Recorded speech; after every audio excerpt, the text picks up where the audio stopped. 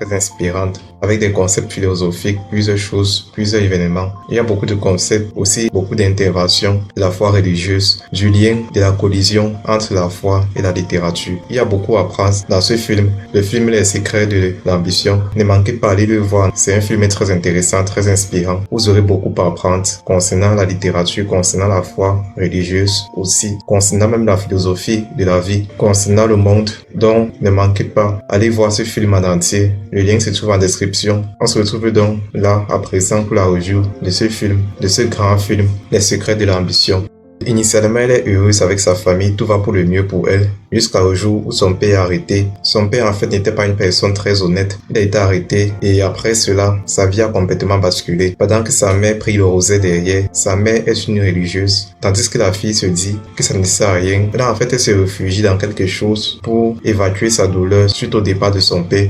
Elle se réfugie donc dans ce qu'elle connaît le plus, dans ses connaissances, parce que c'est une personne très intelligente, c'est une fille très brillante à l'école. Alors elle est passionnée de littérature, elle lit des livres, et son rêve c'est d'entrer dans une grande université et d'avoir le doctorat. Sauf que beaucoup de choses vont se passer sur le chemin, beaucoup de choses qui vont remettre en question sa conception de la vie, sa vision sur l'humanité, sa vision aussi sur la religion. Jusqu'avant l'arrêt de son père, elle était une personne assez calme. Elle passe de ce calme donc à une personne assez arrogante, assez ambitieuse, il faut le dire. Mais juste là, cet homme va dire quelque chose de très marquant, qui est resté et qui va rester à jamais gravé dans ma mémoire. Celui qui accroît ses connaissances accroît aussi ses peines, n'est-ce pas?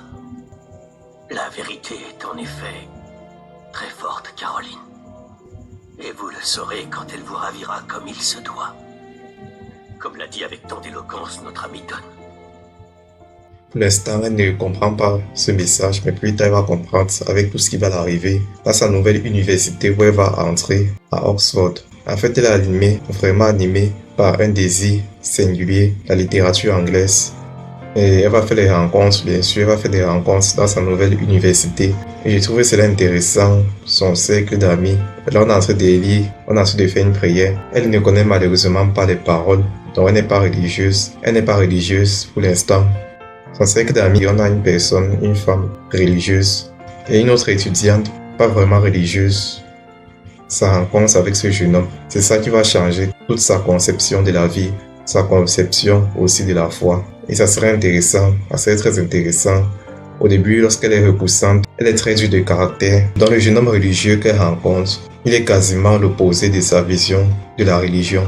Et j'ai surtout aimé ce qu'il va dire à ce niveau. Quels sont tes antécédents religieux?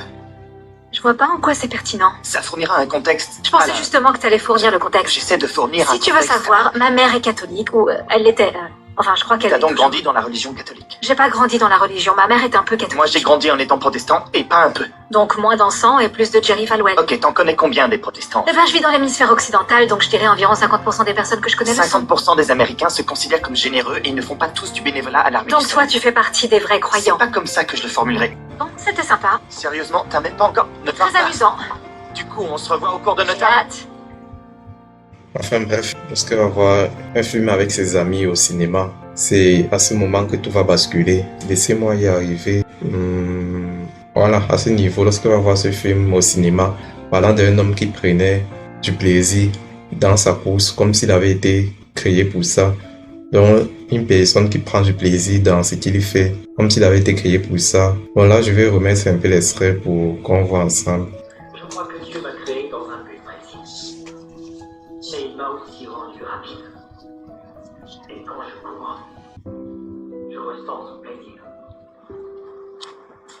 Ok, comment tu définirais le plaisir? Attends, quoi? T'as dit que ta vie n'était pas sans plaisir.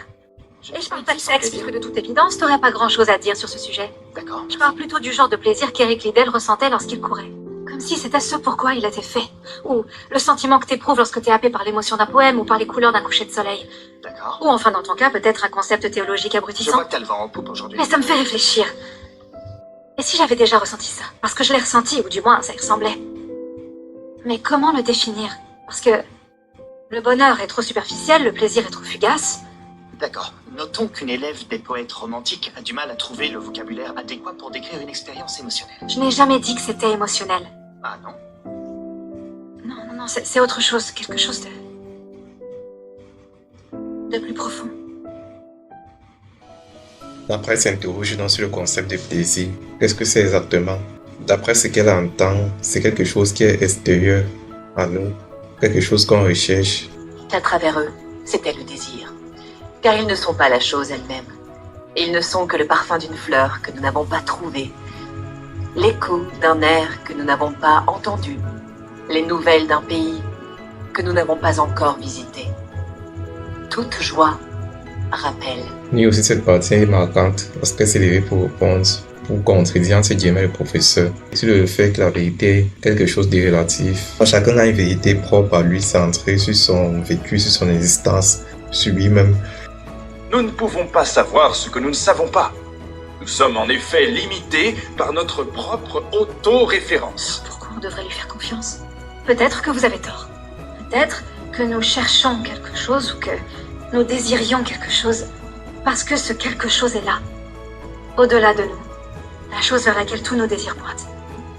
Donc juste après ça, après le entre guillemets, sa vérité sur le concept de désir, elle va donc se rapprocher un peu plus du jeune homme. Elle va se rapprocher un peu plus du jeune homme.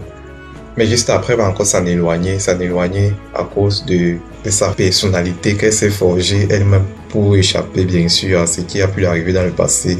Trouver une échappatoire face à ce qu'elle ressentait après l'abandon de son père. Donc s'est focalisée pleinement sur son objectif professionnel, sur sa carrière scolaire. Et retourner bien sûr toute son attention vers cela et échapper un peu à la réalité. Et maintenant cela la rattrape entre guillemets parce qu'elle ne peut pas s'autoriser à faire autre chose parce qu'elle est déjà dans un schéma, dans un préjugé mental. Elle suit maintenant ce qu'elle a toujours suivi, donc elle ne peut pas accepter ce changement. Tout comme l'a dit le professeur, et c'est très vrai, l'humanité ressent le besoin de s'attacher à quelque chose de tangible face à la détresse. Et c'est très vrai, ça résume un peu sa situation. Parce que c'est vrai aussi ce que l'autre professeur a dit, nous plions tous consciemment ou inconsciemment le genou devant quelque chose de plus grand que nous. En fait, nous ne sommes ni omniscients, ni autonomes, ni autosuffisants. Donc on ne peut pas compter sur soi-même pour tout atteindre dans notre vie. Nous ne sommes pas suffisants envers nous-mêmes, nous avons toujours besoin de l'autre. Et cette femme religieuse, ce qu'elle a dit aussi est très marquant parce qu'elle a dit « J'ai peur que tu obtiennes tout ce que tu souhaites et que tu ne t'épanouisses pas au final. » Ce que sa camarade, la religieuse, a dit, c'est très vrai. C'est la situation dans laquelle elle est et comment elle va s'en défaire, comment.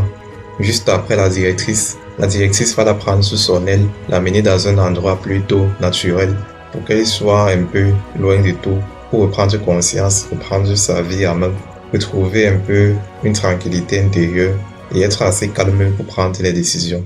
Et lorsqu'elle retourne, bien sûr, elle a une vision plus claire des choses. Elle parle avec ses camarades, la religieuse, pour se convertir. Et juste après, c'est la dernière soirée où le jeune homme est là parce qu'il doit voyager. Il s'apprête à partir. Il amène visiter un lieu. Et juste après, il doit partir. Et puis, il s'en va. Maintenant, elle est détachée de son passé, de sa conception, de son schéma moral, de ses préjugés. Et là, maintenant, elle est plus ouverte à de nouvelles possibilités, à de nouvelles opportunités aussi. Elle finit donc par obtenir son diplôme. Et puis, le jeune homme revient juste à la fin. Et ils se mettent ensemble. À la fin, bien sûr, on a ces différentes paroles. Par Caroline qui obtient son doctorat en littérature romantique. Voilà, il y a un tas d'informations sur la fin du film, sur ce qui se passe juste après. Et voilà. Donc merci à vous d'avoir suivi entièrement. C'est un film très marquant, avec des concepts de vie très philosophiques. Donc nous devons prendre conscience que la réussite de notre vie est influencée par plusieurs facteurs, pas seulement sur le facteur réussite même, mais aussi sur le facteur épanouissement personnel. Donc plusieurs facteurs, plusieurs choses qui constituent notre vie, notre existence. Et j'espère que la vidéo vous aura plu. On touche à la fin. N'hésitez pas, faites pas un commentaire et lâchez un pouce si vous avez aimé. On se retrouve donc très bientôt. Ne manquez pas, faites la paix avec vous-même et avec vos proches. Et on se dit à très bientôt.